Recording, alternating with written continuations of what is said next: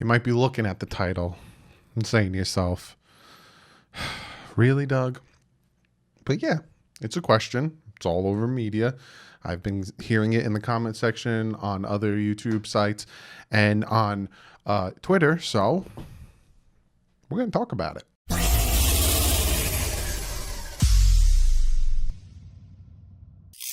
What is up, Finn fans? Yes. If you could tell by the title, I'm asking the question because apparently some people, I'm not going to name them because some people are just clickbaity people. And I'm not talking about YouTubers. I'm talking about TV personnel are questioning or asking this question. Should we be worried about Tua and what he said yesterday? So what I'm going to do is I'm going to look again at what he said yesterday. We're going to talk about it. I have some other things that we're going to bring in, talk about it, and I'm going to answer the question, should we be worried about this? And I'm going to answer a lot of questions that you guys have been throwing at me for the past day after he came out and had his press conference.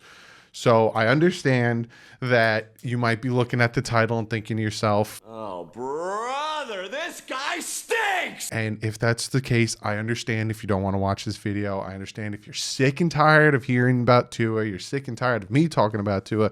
I totally get it. But just, in defense of myself, when Tua was when Tannehill was our quarterback, go back.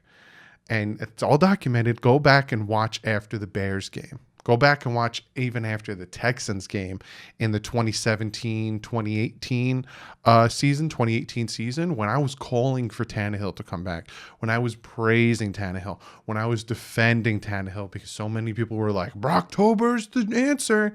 And I wasn't. Same thing with Josh Rosen. I defended that kid. Same thing with Fitz. You can go back to the beginning of this year. After his first 4 games, people were calling for Tua. Certain people in this area, certain people on this platform, certain people on other platforms were calling for Tua. We want Tua. Fitz isn't doing it. We want Tua. And I was defending Fitz. If you're my guy, you're my quarterback, and I see some of the things that are coming out and some of the things that are being said aren't true, aren't justified, I'm going to come out and I'm going to defend it. But if trying to defend it or trying to see, all right, will this have any validity to it? And it does, then I'm going to be like, yeah, well, there's a problem there. So this video essentially is going to be, should we be worried about what Tua said? And essentially you might be asking yourself, well, what the heck did Tua say? And we're going to talk about that. So in his press conference, he was asked about the chemistry with his weapons and all that stuff. And he said, well, I think that last year I wasn't as comfortable just in general. I wasn't comfortable calling plays. I think the guys that we had last year were phenomenal. Again, taking the blame. The Dolphins wide receivers had horrible separation. The Dolphins offensive line wasn't that great. There was no run game. Tua's taking the blame. He's the field general. He's the quarterback. That is his job. It is my fault. My fault. You see that a lot of times with quarterbacks. My fault. My fault. If you overthrow or anything, he's taking the blame. I just didn't have the comfortability of kind of checking plays, alerting plays, and doing that. I just rode with the play, even if I knew in a way that it wasn't going to work. I was going to try to make it work still, but the firepower that we have this year, it's good, but you have to get it out to them too. If you're able to protect yourself, then get it out to them and have them make plays, then you'll be good. And yes, you can see that. He didn't really audible much, and you saw that. There are and I'll pop up some instances where he is calling out the mic.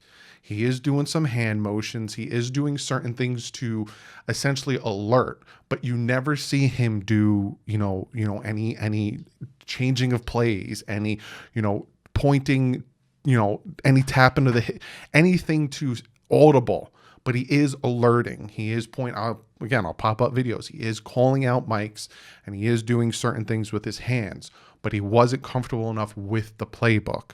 And again, Omar Kelly, reiterates the question. So, what do you mean? He says, actually, what I'm saying is that I didn't actually know the playbook necessarily really, really good.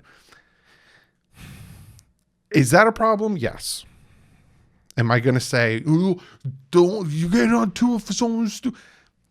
He should have known the playbook by the time he went in, right? He had 2 weeks to understand the playbook.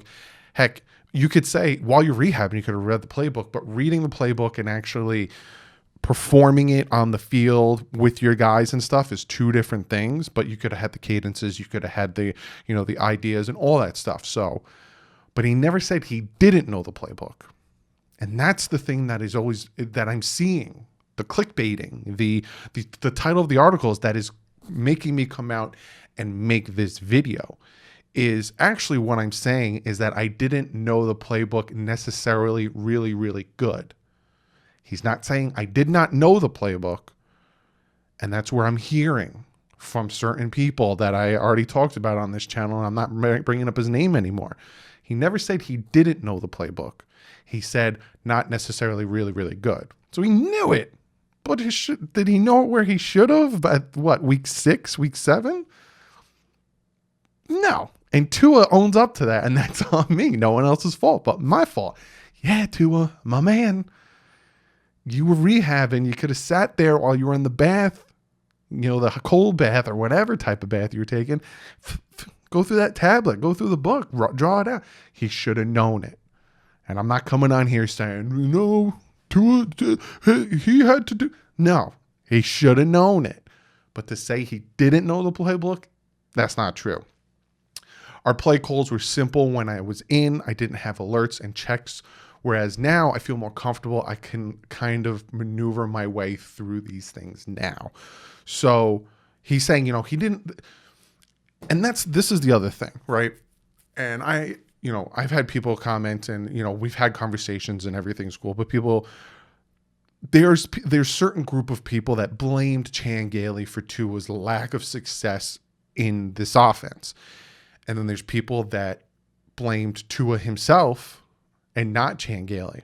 I was of the mindset that you can go back. I think it was when he got fired. Go back and watch the video where he retired. Sorry, he didn't get fired, where he retired. And I literally said, Chan Gailey's offense struggled no matter who the quarterback was in there. We never had a run game. The offensive line struggled no matter who was out there. It just so happened that having Fitz in there, who is a 15-year vet, knew how to maneuver the offensive line and maneuver himself to make the offense work just enough.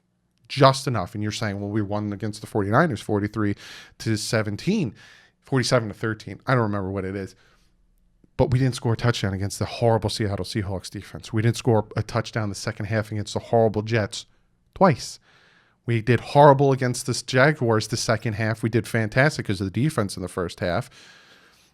The Bills game, yeah, we did fantastic in that game, but so there was games where it didn't matter who the quarterback was in there, the offense struggled. So to say that it was, well, now we know why it struggled with Tua was because he didn't know the offense. Again, not true. He knew it, just not where he should have. But to blame Chan Gailey for that is unjustified. What Chan Gailey did was see, okay, this kid is having a hard time grasping this offense, understanding this offense. So I need to simple it down for him. And I think they even said that.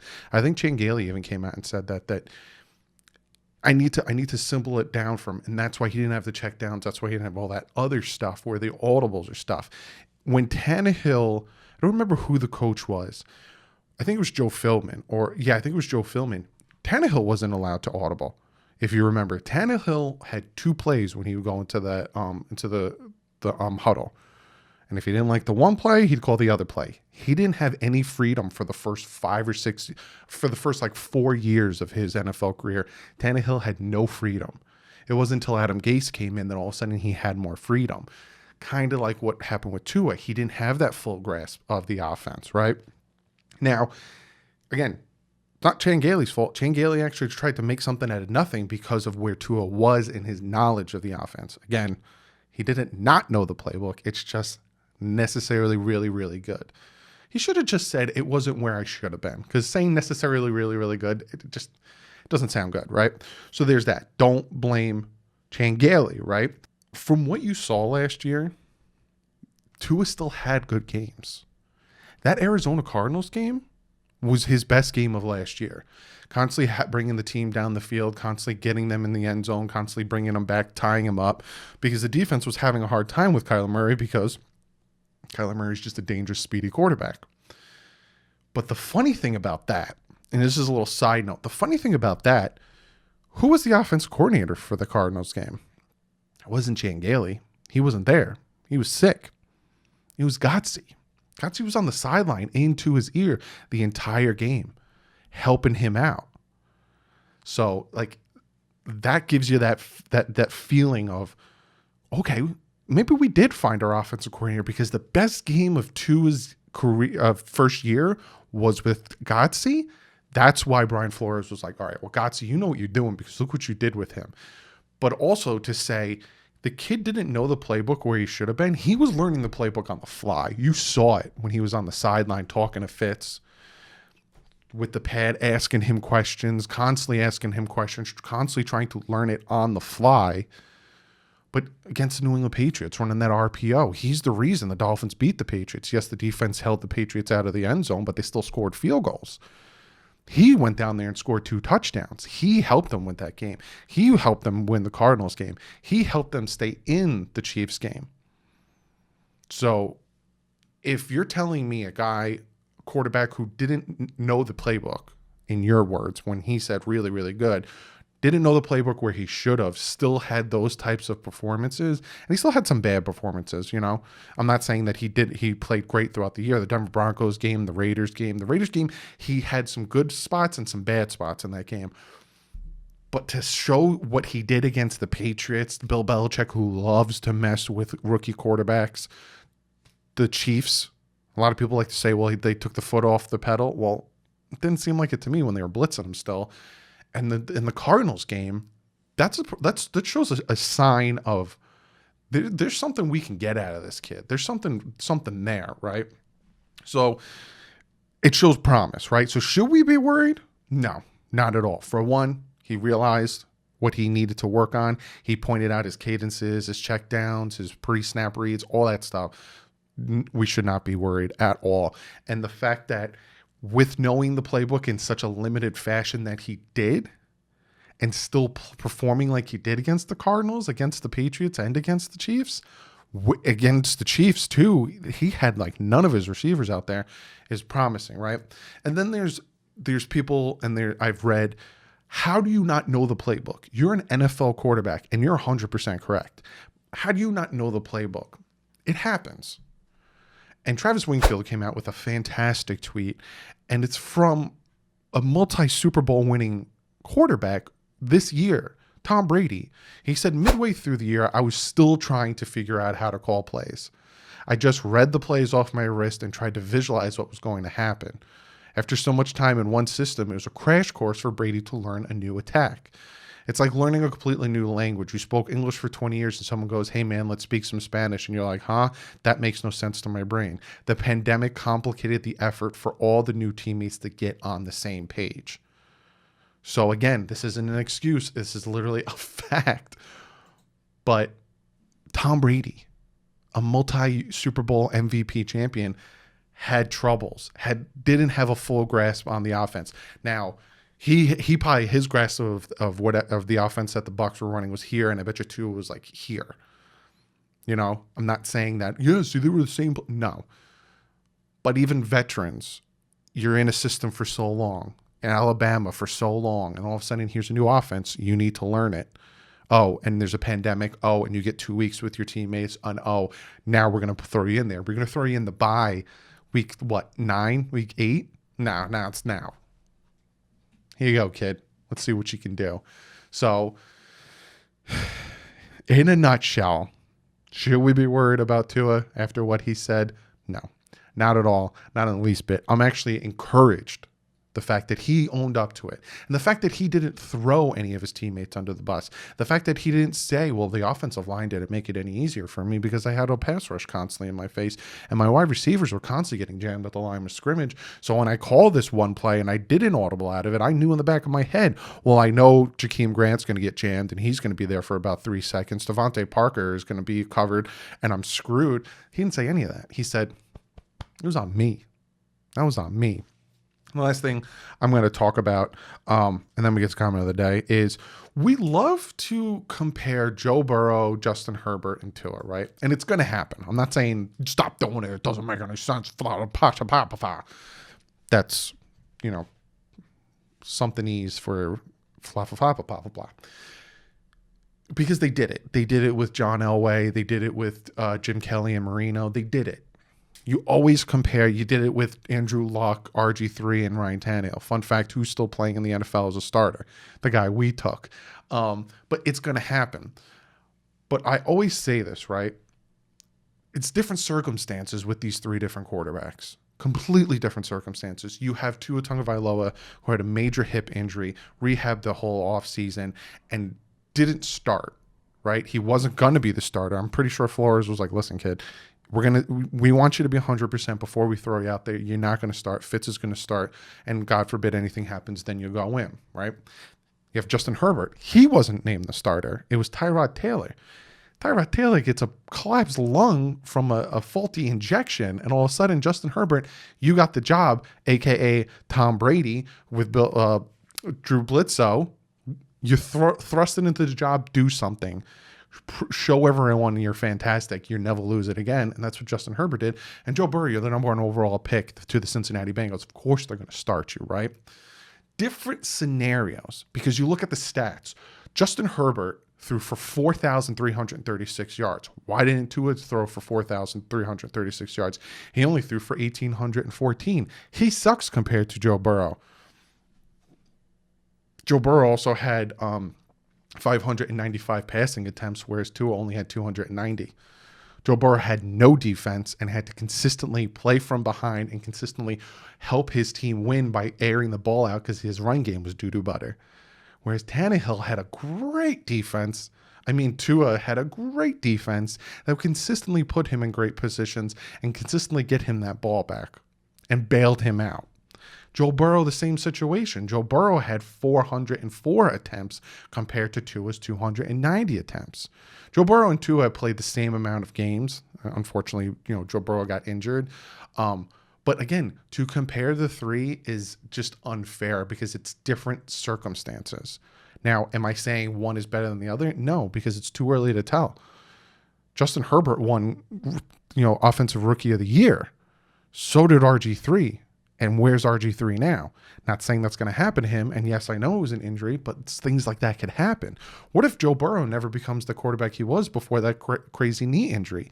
And he's constantly thinking of his knee. And this year he sucks even more. All of a sudden, Tua is the best quarterback out of the three this year. So that's the only thing I'm saying, because that's the thing I get the most in the comment section is, well, Herbert this and Burrow this and Herbert this, and different circumstances. Because if you just look at the number of pass attempts, and if you look at like drops, Tua had 18 drops. Justin Herbert had 23 drops. Well, Justin Herbert threw for almost 300 more attempts. So if you factor that in, they had almost the same amount of drops. Actually, Tua might have had more drops if he would have attempted 595 passes compared to his 290 passes with 18 drops and Justin Herbert with 23 drops.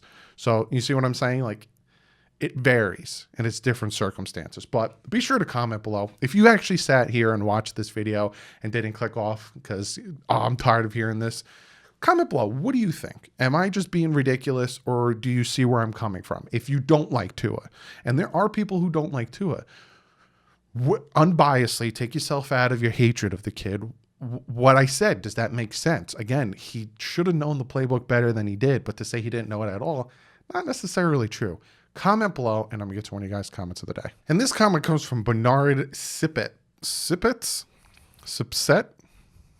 You guys know I'm horrible with names. And he says, what's good, Doug? Number one show.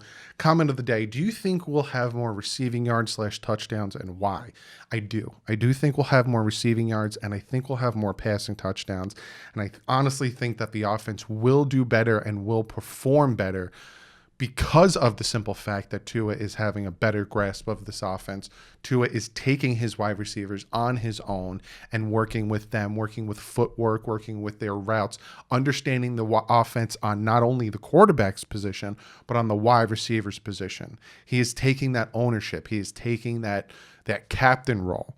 And I honestly think that is going to help out tremendously. His struggles last year had predominantly had to do with his lack of knowledge of the offense.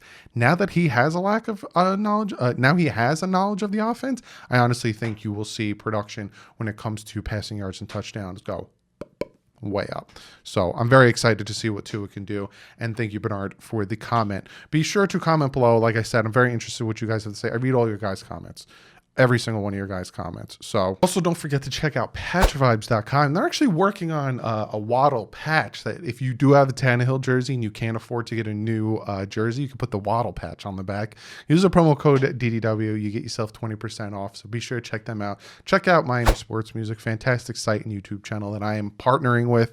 So be sure to check them out. Other than that, guys, I will see you. I'm going to make another video Sunday. I think that's when the reaction video is going to be. Or I might go live. I might go live either Saturday or Sunday. I will let you guys know.